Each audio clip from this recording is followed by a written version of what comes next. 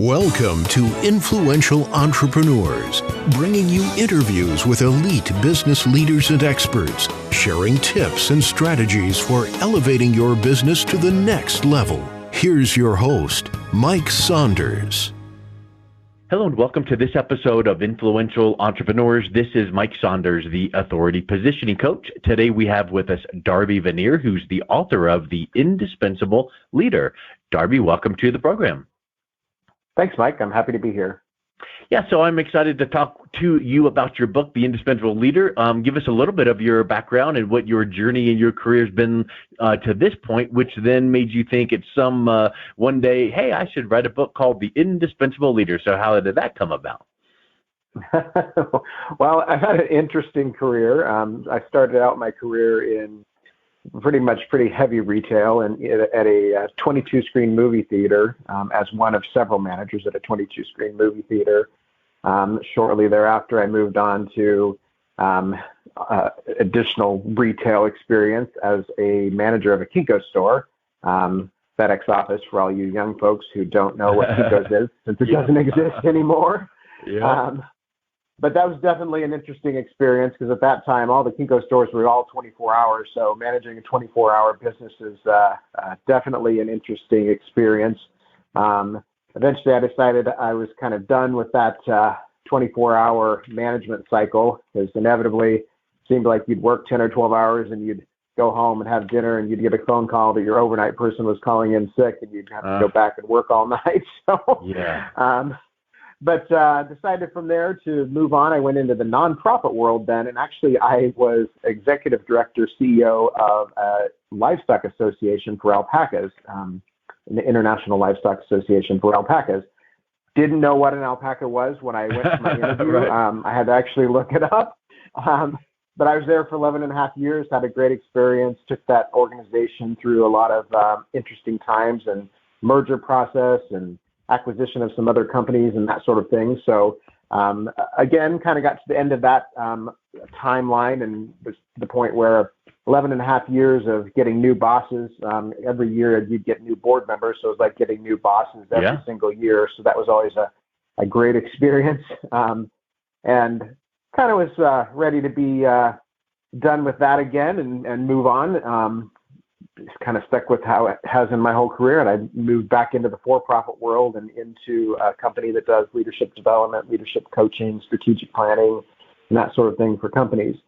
As far as the book idea, just throughout my career, I've kind of kept notes on various interactions that I've had, things that I've encountered, people that I've met. And I've always thought, someday maybe I'll write a book because I've had some pretty interesting things happen to me with regard to leading people. And in the midst of COVID, it seems like this has been going on forever, but early on in COVID, when we were all working at home for a while in 2020, I was like, seems like a good time to get started. So I just started on the book and kind of worked on it and got to the point where we were able to get it released and everything. So that's where we are today. Awesome. And so I think that it sounds, cliche or obvious to say, you should be an indispensable leader. Well, of course, you don't want a leader that you could take it or leave it. If you're here, that's fine. If you're not, that's fine. So what do you define an indispensable leader as? Yeah, it's kind of a term that I coined because I've always looked at leadership a little bit differently. I think that what we need to get away from, you see a lot of this or that. So even when you get the question, I'm sure you've been asked, you've heard somebody ask the question, are you a leader or are you a manager? And I kind of start out the book with that as saying, basically, that's not a great question because I know a great number of managers who are also great leaders. And you can also have the opposite experience where you have somebody that's able to lead people, but not a great manager, or vice versa. So I basically start off by saying, let's throw that out the window and look at it a little bit differently. So let's change up the terminology. We've all heard the term visionary. That's a recent term that's come about in the last 5 to 10 years, probably. So if we think about it on a spectrum where you have manager on one side and visionary on the other side, instead of saying manager leader. So if we look at it from that aspect, you don't really want to be at either end of that spectrum, because a high manager person is somebody who manager characteristics are highly organized. They're the people who are all about what and how we're going to do it, and they just want to get stuff done. Sometimes, so much to their detriment, they get focused on just checking a box. Let's just get stuff done. We're just going to check a box. They don't really care about why they're doing it. And you don't want to be way over there on that side of the spectrum. Same thing on the visionary side. So the visionary people are folks who are usually entrepreneurial. They are people who are about the why we're doing it. They don't really care about how it gets done. In their heads, when they think of an idea, it's done. Like, we're there. And that's a great aspect to have. However, same thing, you don't want to be as far to that side of the spectrum either, because what they can do is they tend to be folks who come up with a lot of ideas and throw out so many ideas they overwhelm their employees. So basically what I said was, let's think about this more like a Venn diagram where you have two intersecting circles where you're trying to take the best characteristics of being a manager and the best characteristics of being a visionary and create a new leadership type of the indispensable leader. So then I basically take you throughout the book using stories from my career and everything to illustrate various leadership ideas. A lot of them are very basic, but there are things that I look at as, when I started my career, these are the things that I really wish that I would have known better. And that's kind of the premise of the book. Yeah, I like that juxtaposition between leader, manager, visionary. Reminds me of when your mind goes to things that are so commonly, remembered, like, practice makes perfect, and you're like, oh yeah, it sure does. Well, no, perfect practice makes perfect, because if you practice your piano scales the wrong way, you'll get perfect at the wrong way to do piano scales. And, you win or you lose. No, you win or you learn. So I like that whole comparison there. And on your book description, I like this phrase that you use. So I want to dive into this. Do you lead with a highly organized, task-focused style that motivates your team to accomplish deadlines on time? That sounds good. Or do you focus more on the future to inspire your team towards success? Now, sometimes when you see these kind of, do you do this or that, one of them is typically the good side of the equation and one is the bad side.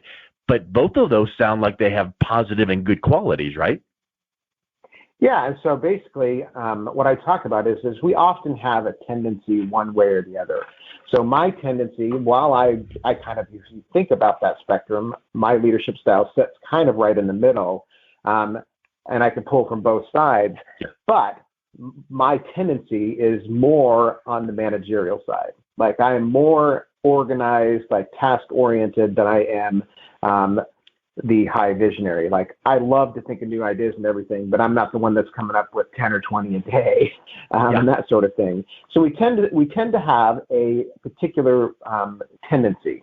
Now, what I'm basically encouraging you to do throughout the book is understand what yours is.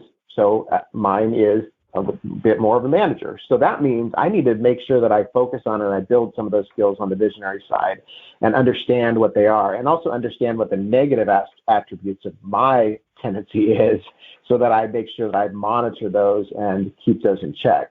So that's all very important to creating your best possible leadership style. Yep. Agreed. And it's kind of like the hybrid. I'm not all the way in on this side of the equation, or I'm not all the way in on that, but there's elements of each. And so I think that's a really great example. So some of your, what you said in the book, you tell stories and experiences and things like that. What's an example of one of the stories that would illustrate a teaching point? Yeah, so I talk a lot about past experience and the power of past experience. And one of those things with any leader is the idea that you learn throughout your entire career, you learn throughout your entire life. And one of the stories that I always tell is when I was at the movie theater, when I was managing there, I was a very young leader. And back then, before digital movies, all the movies came in on reels. So you'd get in a movie, and a typical movie would be 6 to 8 reels. And then when they would come in, you would have to basically splice them together, and they would be put together in one big reel on a platter. Every Thursday night, the new movies came. So that all those movies had to be what's called built up. And then the old movies had to be what's called torn down, where they take apart the big reel and put them back on the individual reels. So I always had an experience of wanting to help out with my team. So when I finished all of my closing duties as a manager, I would go help the projection booth actually finish this process, because Thursday nights were always a long night. So this was at 12:30 in the morning when I would finish up. And if I didn't go help, it would take them even longer. So I would go and help. Well, I was in the process of tearing down one of these movies to send back. And basically it's on this big platter. You have this little dial and you can turn it up and speed it up, and it runs the reel onto the small reel. And when you reach a splice, you break the splice and then you switch to another reel and continue on. Well, I've had this thing spun up because I'm like, I want to get out of here. And it's spinning pretty good. And all at once, this whole movie print on this platter flies off into the projection booth. Oh, no. So there's these metal ring in the middle with pegs that go into the platter that hold it on. And clearly, hindsight, those pegs were not in the platter. And it went flying off. And it was like slow motion where you're like, no. And pretty much then I'm staring at this pile of movie film on the floor. And for those who don't know, what this looks like is imagine you have like a 2,000 or 3,000 foot long extension cord that you just throw on the floor and jumble all about. Or like Christmas lights. When you go to get your Christmas lights up every year, that's what it's like. Wow. You cannot just pick it back up and put it on. So I spent the next, like 4 hours pulling out pieces of this movie that I could get and cutting it, and then unknotting it and pulling out some more and resplicing that, and then cut it. And then I had so many splices in this movie. When it was done, it was crazy. And I'm like, I am so fired. So I got done at like 7:30 in the morning, and I went home and I showered and I came immediately back because I knew my managing director was going to be arriving. And I stood outside his office and I'm like, well, this is the end of your job here. And I went in and I told him the whole story. And he looks at me and he goes, Darby, I appreciate you coming in and telling me. And I appreciate everything you did to try to make it right. And that was it. Like, he was done. That was it. And you had it built up in your head that it's going to be much bigger. Exactly. And I'm sure it probably cost us, I'm guessing those reels, there were 6 or 8 of them. They cost several $1,000s a reel. If we had to pay for that as a theater, it was costly. But what that taught me is, very young as a leader, is that people make mistakes. And if they do everything that they can possibly do to fix that mistake, then you got to give them some grace, and you need to try to learn from them, and basically go forward from that point.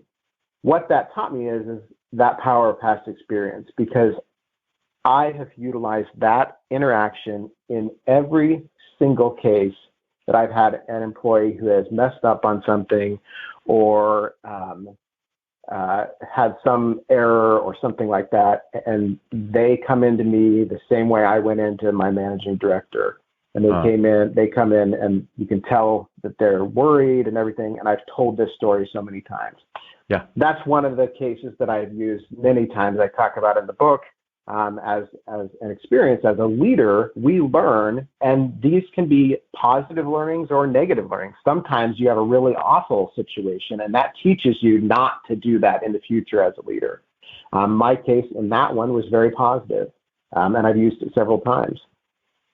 Well, and I think that an underlying aspect of that is the fact that when you went right back to work and said, here's what went on, here's the problem, you weren't trying to cover up, you weren't trying to blame something else, you weren't trying to make excuses. So I think that if you had done that, your boss would have been a little bit different of a response. So I think that there is the personal responsibility aspect that we all need to remember, whether you're leader, manager, visionary, employee, that this went wrong. It was partially my fault. Here's the timeline of what happened, and I'm here to put the steps forward to fix this. And I just wanted to keep you updated. I think that goes a long way. Yeah, definitely. And the other thing that you can take away from this is I think we as leaders sometimes don't always remember that interactions matter, like moments matter. And a moment that could be very insignificant to you might be quite significant to somebody that you are interacting with or leading. And this is a perfect example. And while it was a big deal, I assume it was a big deal, my manager treated this like it wasn't a big deal to him. And maybe it wasn't. I don't even know if he remembers this story. If I talked to him today, if he would even remember it. Yeah. But to me, it changed my entire outlook and changed how I lead people for my entire career. Yeah, exactly. So what do you find, or what do you report in your book that are some of the top activities that leaders need to have in mind, understand, and execute on? Yeah, so there's a variety of things there, but one of the things that I talk about is your top 20 activities. And basically, I'm talking about the top 20% of activities that you do. So in the late 1800s, there's a guy named Vilfredo Pareto. He was an Italian economist. He was studying wealth distribution at the time. And basically what he found is that 20% of people hold 80% of the wealth. Today, we hear about this all the time. It still exists. It's probably a little bit more lopsided than that. But basically over time, what happened is he didn't obviously call it this, but over time, people used this and started calling it the Pareto Principle. Yeah. You can also think of it as the 80-20 rule, which we all know.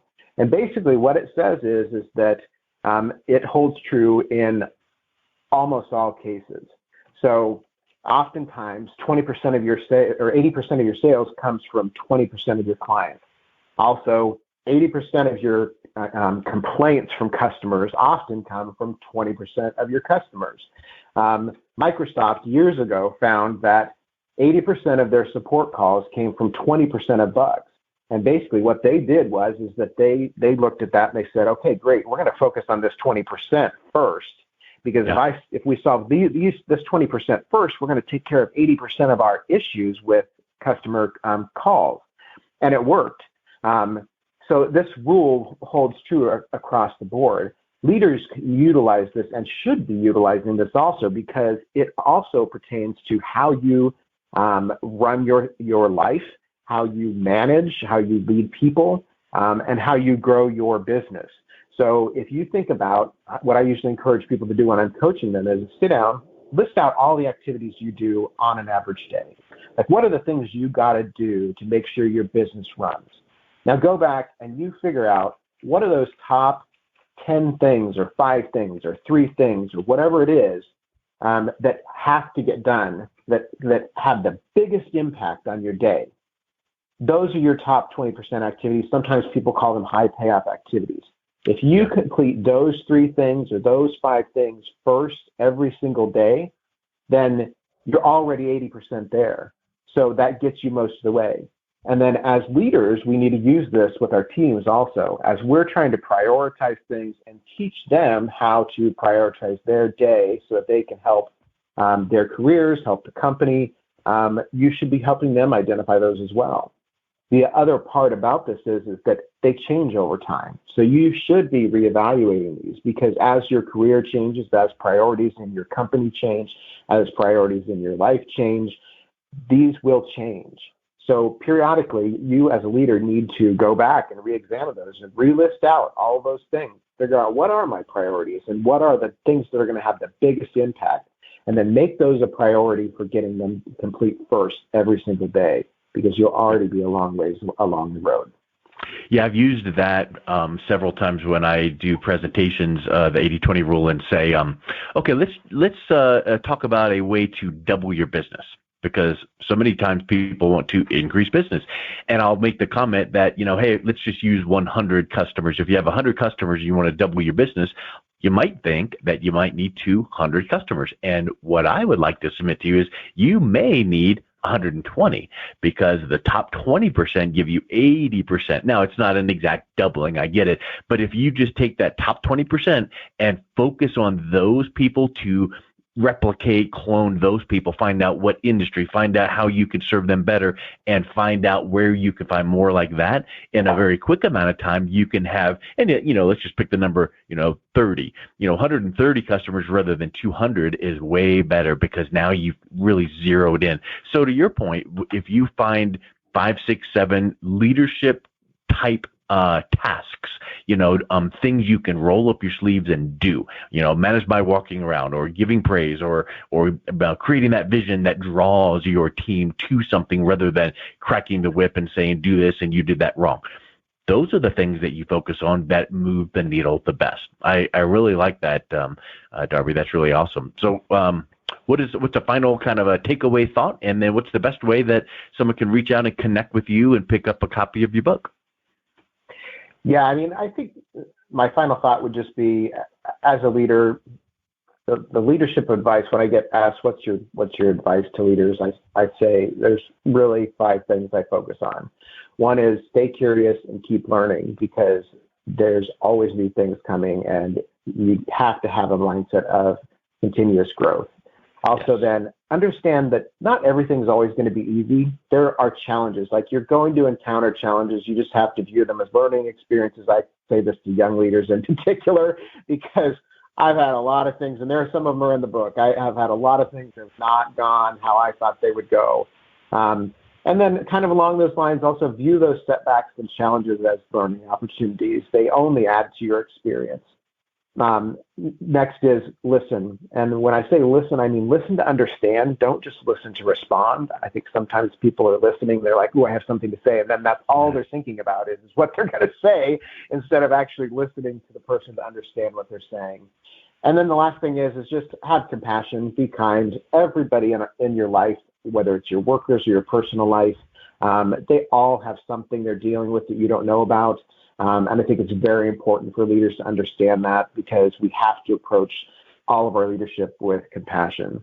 From the standpoint of finding me, you can go to my website. It is theindispensable.com, and all of my information's there. All of the social media is there. I'm most active on LinkedIn. You can find me if you just search Darby Vannier on LinkedIn, and I connect with pretty much everybody. If you would like, I have a free audio version of the preface of my books. You get a preview of that, and you can go to beindispensable.com/audio, and you can get that as well to kind of get you started on the book. Awesome. Well, thank you so much, Darby. It was a real pleasure having you on the show today, and I wish you the greatest success in your book. Thanks a lot, Mike. You've been listening to Influential Entrepreneurs with Mike Saunders. To learn more about the resources mentioned on today's show or listen to past episodes, visit www.influentialentrepreneursradio.com.